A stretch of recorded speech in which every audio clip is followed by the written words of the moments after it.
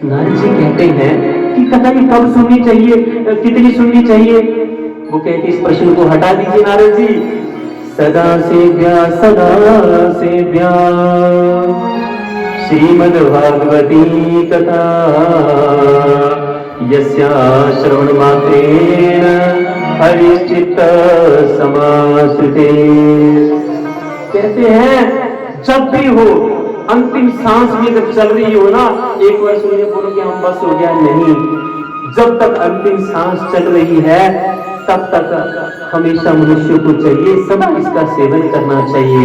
इसके सेवन से भगवान जो है भक्तों के हृदय में विराजमान होते हैं, और इसके श्रवण मात्र से जब भगवान हृदय में विराजमान हो जाएंगे तो हम जो है सभी विकारों से मुक्त होकर उस परम धाम के अधिकारी हो जाएंगे। आगे कहते हैं, इसका मैं और भाव आपको बताता हूं। क्या? किम श्रुते बहुविधि शास्त्रे पुराणेश्च भ्रमावहे एक भागवतम शास्त्रम मुक्तिदानेन गर्जति। कहते अलग बड़े शास्त्रों की सुनने की जरूरत नहीं है। ऐसा भी मत करो कि थोड़ा सा ज्ञान इससे ले लो, थोड़ा सा इससे ले लो, थोड़ा सा इससे ले लो। अब पता क्या है, अब मान लो कोई देवी पूछे, इसने एक देवी ने दूसरी से पूछा चाय कैसे बनाते हैं, तो उसने बोला पहले पतीली रखो, बाद में पानी डालो, उसके बाद सीधी चीनी डालो और दूध डालो। दूसरी से पूछा, दूसरी ने अलग बना दिया, तीसरी ने अलग बना दिया। अब जो वो बनाने लगी तो वो कंफ्यूज थी, उसने बोला पहले पानी डालो, उसने बोला पहले इलायची डालनी, उसने बोला पहले दूध डालो। तो कहते बड़े शास्त्रों में जाने की जरूरत नहीं है, अकेले इसकी ही इतनी गर्जना है कि भक्त जो है और किसी शास्त्र की शरण में जाने की जरूरत नहीं। और आगे क्या कह रहे हैं? ना गंगा न गया काशी पुष्करम ना प्रयागतम शुक शास्त्रम कथायाच फलेन समतानेन। कहते गंगा जरूरत नहीं, गंगा तीर्थ की, काशी तीर्थ की जरूरत नहीं, पुष्कर और प्रयाग की भी जरूरत नहीं। सिर्फ शुक शास्त्र, श्री सुखदेव जी के मुख से बोला हुआ ये शास्त्र जो है, जितने भी ये तीर्थ हैं, इस अकेले शास्त्र का बराबरी, शास्त्र की बराबरी नहीं कर सकते।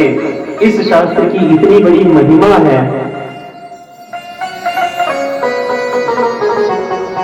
बंधु, जब मन में भक्ति का उदय होता है ना, तो भगवान को आना पड़ता है हृदय में। और भक्ति महारानी इतनी जल्दी आराम से आती नहीं है। बड़े लोग ऐसे होंगे, तीर्थों में घूम आएंगे, उस टाइम राधे राधे हो जाएगी, कुछ मिलेगा, लेकिन बाद में नाम मात्र। कोई तो ऐसे भी हैं जो सिर्फ सेल्फी और फेसबुक के स्टेटस तक के लिए सीमित रह गए हैं। लेकिन असल भक्ति जब हृदय में आ गई तो भगवान से दूरी बर्दाश्त नहीं हो पाती। कई कथा चल रही, स्पीकर बज भी रही तो ध्यान वहां पे भाग जाता है, काम की तरफ ध्यान नहीं रहता। ये भाव होता है।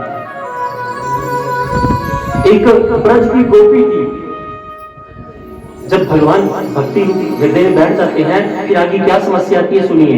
ब्रज की गोपी यमुना के किनारे बैठी है, संध्या का समय हो गया।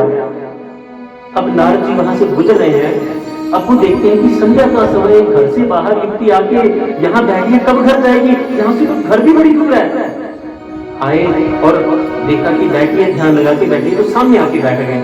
सोचा अगर कुछ बोलूं तो ये डिस्टर्ब हो जाएगी, ध्यान भंग हो जाएगा। तो क्या किया, सामने बैठे हैं, देखते हैं कि कब तक ध्यान विचलित हो। अब कुछ क्षण हुए, उस देवी ने तुरंत आंखें खुली तो सामने देखते हैं, अच्छा देवीशी नाथ, प्रणाम देवीशी। कहते प्रणाम देवी। देवी किसका ध्यान लगा रही हो?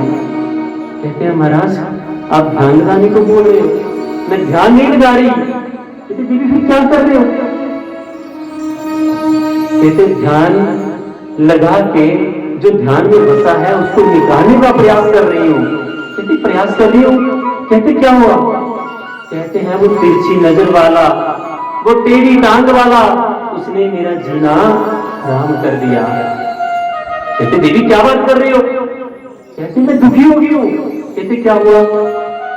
कहते मैं सुबह उठी और दूध दुहने के लिए गैया के पास गई, अचानक दूध दुहने लगी तो ये नंद का छोरा सामने आया। कहते हैं भाभी अकेली दुही जाओगी, मुझे भी भूख लगी है, थोड़ा सा मुझे भी पिला दो। कहते मैं भी बावरी उसको देखा और सारा दूध उसके मुंह में दू दिया और वो भी बड़े आराम से पिए जा रहा है। मैं सारी गैया के थन का दूध उसके मुंह में दुहे जा रही हूँ और वो पिए जा रहा है।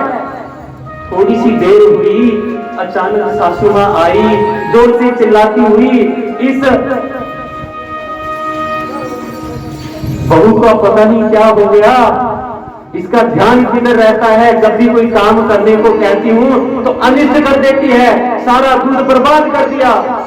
कहती जब मैंने आंखी ध्यान दिया तो देखा वहां कोई नंद का लावा नहीं है, सारा दूध जो है वो नीचे गिरा हुआ है। वो मेरे विचारों में आकर ऐसे बच गया कि मुझे लग रहा है कि वो दूध पी रहा है। तो रसोई घर में जब काम करती है वो तो मेरे पास आ जाता है, भाभी कौन सी सब्जी बना रही हो? अच्छा सब्जी में मिर्च थोड़ी कम रखना, मुझे ज्यादा अच्छी नहीं लगती।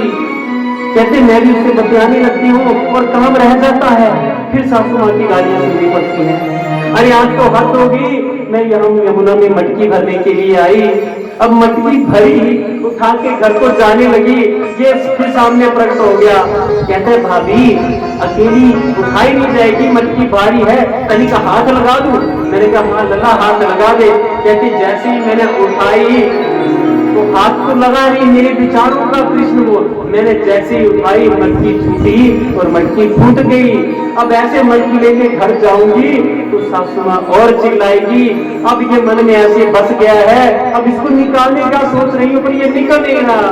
नारद जी ने अपना सिर पकड़ लिया, अरे देवी तू महान है, संसारिक लोग कहते हैं भगवान मन में आते ही नहीं, काम क्रोध लोभ मोह विकारों में मन फंसा रहता है, ऐसा कोई उपाय बताओ नारद जी जिससे मन भगवान के चरणों में लगे।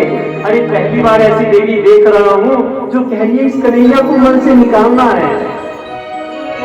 बंधु ये भाव हो जाते हैं और जब मन में ऐसे भाव बन जाए ना तो समझ लेना भक्ति अपने चरम पे चल रही है।